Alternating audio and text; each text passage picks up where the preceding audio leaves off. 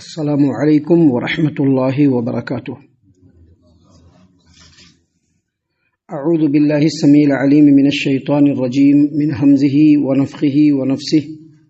بسم اللہ الرحمن الرحیم۔ ولولا اذ دخلت جنتک قلت ما شاء اللہ لا قوۃ الا باللہ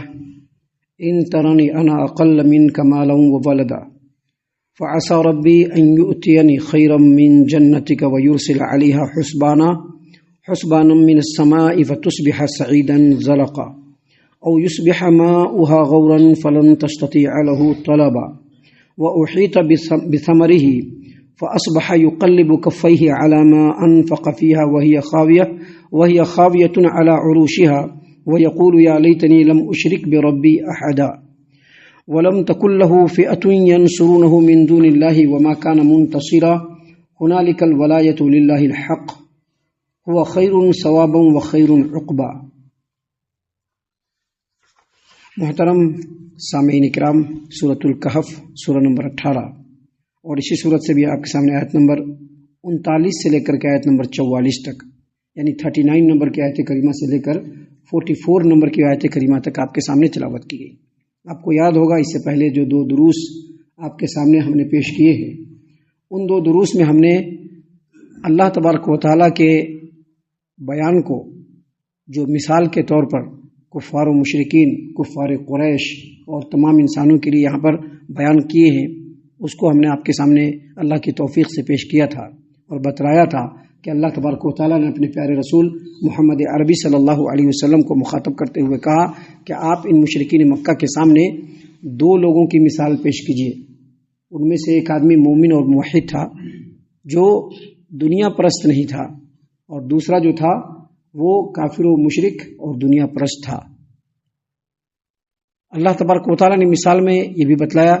کہ جو موحد تھا اس کے پاس جو پشتینی جو جائیداد اس کو حاصل ہوئی، اس کو اس نے اللہ کے راستے میں خرچ کر دیا اور گزر بسر کر رہا تھا اپنی زندگی کو۔ اس کے مقابلے میں جو دوسرا دنیا پرست تھا، اس کو جو اپنے باپ کی طرف سے جو اس کو پراپرٹی ملی، اس پر اس نے محنت کیا، بہت زیادہ محنت کیا، زمین خریدا، اس پر باغ بنایا اور 2 باغوں کا مالک بن گیا۔ الحمدللہ، اللہ دینے والا ہے، اللہ جس کو بھی دے۔ لیکن یہ جو دنیا دار تھا جو 2 باغوں کا مالک بنا، ایک روز اپنے باغ کے سامنے کھڑا ہوا ہے اور اس کا ساتھی اس کے سامنے سے گزرا، اس کا بھائی ہو یا اس کا ساتھی ہو یا اس کا دوست ہو یا اس کا پڑوسی ہو، جو بھی اس کے سامنے سے گزرا تو اس کے سامنے شیخیاں بگاڑتے ہوئے وہ کہنے لگا کہ دیکھو، میں تو ہر حال میں تم سے بہتر ہوں، ہر حال میں تم سے برتر ہوں۔ دیکھو آج میرے پاس 2 باغ ہیں اور لوگوں کے درمیان میرا بڑا ہولڈ ہے، لوگ میری بات کو بہت مانتے ہیں۔ اور اس کے بعد بات کرتے کرتے اس کے ہاتھ کو پکڑا اور باغ کے اندر لے گیا اور کہا کہ دیکھو یہ جو باغ ہے اور اس کا جو میں نے سسٹم بنایا ہے اور اس کے اوپر جو میں نے انویسٹمنٹ کیا ہے اور ایسے ایسے ٹیکنیک اس کے اندر میں نے بنا دیے ہیں کہ یہ باغ اب میرے رہتے تو کبھی بھی نہیں اجڑ سکتا۔ اور جہاں تک تمہارا کہنا ہے کہ آخرت قائم ہونے والی ہے اور اللہ کے بارگاہ میں پہنچنا ہے اور وہاں پر جا کر کے اپنے تمام کاموں کا جواب دینا ہے، تو مجھ کو امید ہے کہ جو ہمارا رب، جو میرا رب ہے، جس نے مجھ کو ابھی دنیا میں اتنا دے رکھا ہے، موت کے بعد جب اس کے بارگاہ میں پہنچوں گا تو اللہ تبارک و تعالیٰ وہاں پر بھی مجھ کو خیر سے نوازے گا، کیونکہ رب مجھ پر بھی بڑا مہربان ہے تمہارے کہنے کے مطابق۔ سامعین کرام، یہ ساری باتیں کہتے ہوئے وہ باغ میں جا رہا ہے تو اس کے ساتھی نے اس کو سمجھانے کے لیے کہا کہ دیکھو، تم اتنی بڑی بات کر رہے ہو، تم یاد رکھو، تم اتنی بڑی بات کہہ کر کے اللہ تبارک و تعالیٰ تمہارا خالق ہے، جس نے تم کو مٹی سے، نطفے سے پیدا کیا، تم کو آدمی بنایا، تم اس کا انکار کر رہے ہو۔ اس رب کا انکار مت کرو۔ اور جہاں تک میرا سوال ہے، میں اپنے رب کو اپنا رب مانتا ہوں، اپنا مالک مانتا ہوں اور اس کے ساتھ کسی کو شریک نہیں ٹھہراتا۔ پھر آگے بڑھتے ہوئے اس موحد نے نصیحت کرتے ہوئے کہا کہ ولولا اذ دخلت جنتک قلت ما شاء اللہ لا قوۃ الا باللہ۔ تم جب باغ میں داخل ہوئے تو باغ میں داخل ہوتے وقت ما شاء اللہ لا قوۃ الا باللہ کیوں نہیں کہا؟ یہ سمجھا رہا ہے کیونکہ ما شاء اللہ لا قوۃ الا باللہ کا مطلب یہ ہے کہ جو کچھ ہے وہ اللہ تبارک و تعالیٰ کی چاہت سے، اور اللہ تبارک و تعالیٰ کی توفیق کے بغیر کسی کا کوئی زور نہیں، کسی کا کوئی اختیار نہیں۔ اللہ جب توفیق دیتا ہے تبھی زور ہوتا ہے، وگرنہ کسی کا کوئی زور نہیں، کسی کا کوئی اختیار نہیں۔ آگے مزید کہا کہ ان ترنی انا اقل منک مالا و ولدا، تمہارا خیال یہ ہے، اگر تم یہ سوچتے ہو کہ میں مال کے اعتبار سے اور اولاد کے اعتبار سے اور قوت و جتھا کے اعتبار سے میں تم سے بہت کمتر ہوں، تو یہ مت سمجھو کہ تم کو جو کچھ ملا ہوا ہے وہ تمہاری اپنی قابلیت کی بنیاد پر ہے۔ تم کو جو کچھ ملا ہے تمہارے رب کی طرف سے ہے۔ اگر رب چاہ لے، آگے کہا اس نے، اس موحد آدمی نے اس کو تنبیہ کرتے ہوئے کہا فعسى ربی ان یؤتینی خیرا من جنتک ویرسل علیہا حسبانا من السماء فتصبح صعیدا زلقا، اگر میرا رب چاہے تو جو تم کو 2 بہترین باغ ملے ہوئے ہیں، اللہ اس سے بہترین باغ مجھ کو عطا کر دے، اگر اللہ چاہے تو۔ کیونکہ یاد رکھیے، دنیا میں اگر کوئی قارون کے حد تک بھی پہنچتا ہے نا تو وہ اللہ کی طرف سے ہی ہے۔ کوئی انسان اپنے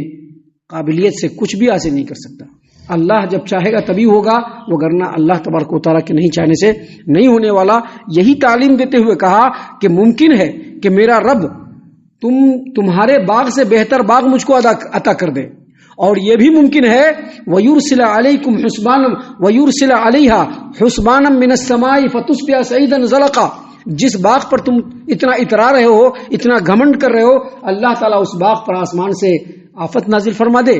اور جو تمہارا باغ ہے وہ جل کر کے خاکستر ہو جائے۔ سامعین اکرام،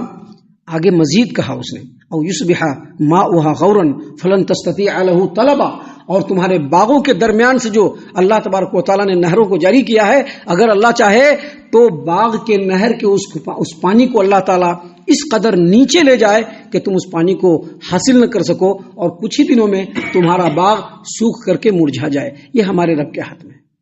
سامعین اکرام، سمجھانے کے لیے موحد نے تو یہ سمجھا دیا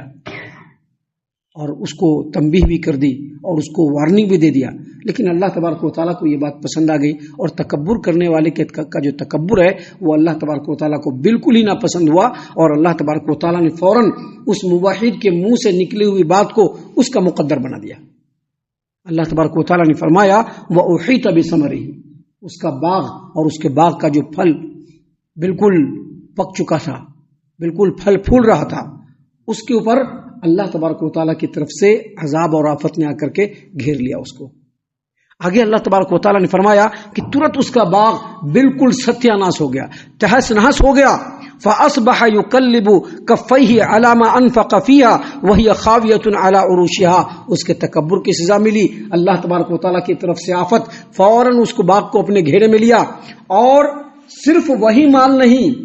جو ابھی اس کا پک رہا تھا، بلکہ باغ کے اوپر جتنا بھی انویسٹمنٹ کیا تھا سارا کا سارا تباہ و برباد ہو گیا، اور وہ اپنے ہاتھوں کو ملتا رہا کہ اس باغ سے اس کو کچھ بھی نہیں ملا، جو موجودہ مال تھا وہ بھی ختم ہو گیا، اور جتنی بھی انویسٹمنٹ کیا تھا سب کا سب برباد ہو گیا، اور وہ اپنے ہتھیلیوں کو ملنے لگا، افسوس سے کفے افسوس بننے لگا۔ اور مزید آگے اللہ تبارک و تعالیٰ نے فرمایا وَهِيَ خَاوِيَةٌ عَلَى عُرُوشِهَا، باغ اللہ تبارک و تعالیٰ کی طرف سے نازل کیے ہوئے عذاب سے بالکل تہس نہس ہو کر کے گر پڑ گیا۔ اور مزید آگے کہا اللہ تبارک و تعالیٰ نے یقول یا لیتنی لم اشرک بربی احدا، کاش میں یہ کہا ہوتا کہ میں اپنے رب کے ساتھ کسی کو شریک نہیں ٹھہراؤں۔ مطلب کیا اس کا؟ مطلب اس کا یہ ہے کہ میں یہ عقیدہ رکھا ہوتا اور میں نے اپنی زبان سے یہ بات ادا کی ہوتی کہ ہر چیز پر میرے رب کا اختیار ہے، اگر میں ایسا کیا ہوتا تو آج میرا باغ یہ بچ جاتا تھا۔ سامعین اکرام، اللہ تبارک و تعالیٰ نے مزید کہا وَلَمْ تَكُنْ لَهُ فِئَةٌ يَنْصُرُونَهُ مِنْ دُونِ اللَّهِ، اس آدمی کو اللہ کے علاوہ کوئی بھی اپنا مددگار نہ ملا جو اس چیز کو اس سے بچا سکتا، جو آفت اس کے اوپر آئی تھی، جو مصیبت اللہ تبارک و تعالیٰ نے اس کے اوپر نازل کیا تھا، جو عذاب اللہ تبارک و تعالیٰ نے اس کے باغ پر نازل کیا تھا، اللہ نے فرمایا اللہ کے سوا کوئی جماعت ایسی نہ تھی جو اس کی مدد کرتی، وما کان منتصرا، اور وہ خود بھی اپنی مدد نہیں کر پایا، اور ہنالک الولایۃ للہ الحق، اب اس وقت اس کو پتا چلا کہ مکمل اختیار اللہ برحق کو ہے، اللہ برحق کے علاوہ کسی کو کوئی اختیار نہیں۔ آگے کہا اللہ تبارک و تعالیٰ نے هو خیر ثوابا و خیر عقبا، اللہ تبارک و تعالیٰ ہی بہترین ثواب دینے والا ہے اور اللہ تبارک و تعالیٰ ہی اچھا انجام دکھلانے والا ہے۔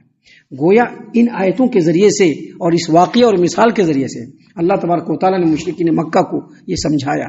کہ آج اگر تم کو اللہ تبارک و تعالیٰ کی طرف سے مال و دولت ملا ہوا ہے، چودراہٹ ملی ہوئی ہے، سرداریاں ملی ہوئی ہے، لوگوں کے اوپر ہولڈ ہے، تو یہ مت سمجھو کہ یہ تمہارا اپنا کمال ہے، یہ اللہ کی طرف سے دی ہوا ہے۔ ممکن ہے کہ تمہارے غرور اور تکبر کی وجہ سے یہ نعمت تم سے چھن جائے اور یہ تمام کی تمام چیزیں برباد ہو جائے۔ اس کے بعد والی آیت میں اللہ تبارک و تعالیٰ نے مثالوں کے ذریعے سے پھر اسی بات کو سمجھایا ہے جس کو انشاءاللہ کل ہم آپ کے سامنے بیان کرنے والے ہیں۔ لیکن یہ سمجھ لیجئے کہ دنیا میں جو بھی کمال ہے وہ اللہ تبارک و تعالیٰ کا ہے۔ کوئی بھی انسان اپنے آپ سے اپنے اندر کمال پیدا نہیں کر سکتا۔ رب دیتا ہے تو کمال ہوتا ہے، رب اگر نہ دے تو کسی کے اندر کوئی کمال نہ رہے۔ ہم اللہ سے دعا کرتے ہیں کہ اللہ تعالی ہم تمام کو ان باتوں کے اوپر خوب غور و فکر اور تدبر کرنے کے ساتھ ساتھ اللہ تعالی ان باتوں کے اوپر ہم تمام کو عمل کرنے کی بھی توفیق عنایت فرمائے، آمین۔ اللہ تعالی ہم تمام کو صحیح معنوں میں پکا سچا مومن مسلمان بنائے، اللہ اور اس کے رسول صلی اللہ علیہ وسلم کی اطاعت و فرما برداری کرنے والا بنائے، صحابہ کرام رضی اللہ عنہم کے طریقے پر چلنے والا بنائے، جنت الفردوس میں جگہ عطا فرمائے۔ اے اللہ ہم تمام کو جہنم سے پناہ دے، اے رب العالمین ہم تمام کو جہنم سے پناہ دے، اے مالک الملک ہم تمام کو جہنم سے پناہ دے، آمین یا رب العالمین۔ وما علینا الا البلاغ المبین۔ تبارك الذي نزل الفرقان على عبده ليكون للعالمين نذيرا